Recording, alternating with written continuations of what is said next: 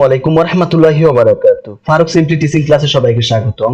জাতীয় বিশ্ববিদ্যালয় অনার্স প্রথম বর্ষ পরীক্ষা 2023 এর সাজেশন বিষয় বিষয় স্বাধীন বাংলাদেশের অভ্যন্তরীণ ইতিহাস। আজকে আমরা নবম অধ্যায় সাজেশন দেখব মুক্তিযুদ্ধ 1971 সালের। যে অধ্যায়টা আছে আমরা এখানে আমি দেখো এটা সবচেয়ে গুরুত্বপূর্ণ, সবচেয়ে তোমাদের এই চ্যাপ্টারের সবচেয়ে গুরুত্বপূর্ণ অধ্যায় হলো নবম অধ্যায়। এটা তোমার আসার সম্ভাবনা সবচেয়ে 20 থেকে 30 মার্ক আসার সম্ভাবনা সবচেয়ে বেশি। 20 থেকে 30 মার্ক আসার সম্ভাবনা সবচেয়ে বেশি এই বছর 2023 সালের যে পরীক্ষাটা অনুষ্ঠিত হবে বা তোমাদের এইটার সবচেয়ে বেশি আসার সম্ভাবনা বেশি। তোমরা এগুলো একটু ভালোভাবে দেখো। ভিডিওর আমি প্রশ্নগুলো করি, ভিডিওটা অনেক লং হয়ে যাবে, তোমরা এগুলো একটু দেখে নাও।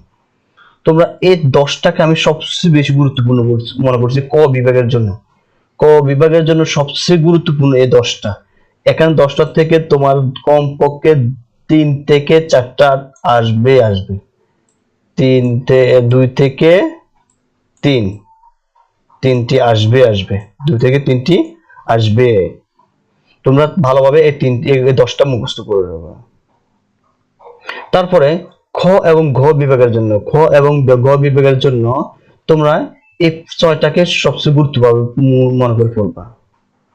6টা হলো কি, মহান মুক্তিযুদ্ধদের যে কোনো 3টি সেক্টরের সম্পর্কে আলোচনা করো। মুক্তিযুদ্ধদের মুজিবনগর সরকারের ভূমিকা বর্ণনা করো। বাংলাদেশ মুক্তিযুদ্ধ বঙ্গবন্ধু শেখ মুজিবুর রহমান অবদান আলোচনা করো। মুক্তিযুদ্ধের স্বতঃস্ফূর্ত প্রাথমিক ও সাংগঠনিক প্রতিরোধ ও সম্পর্কে পর্যালোচনা করো।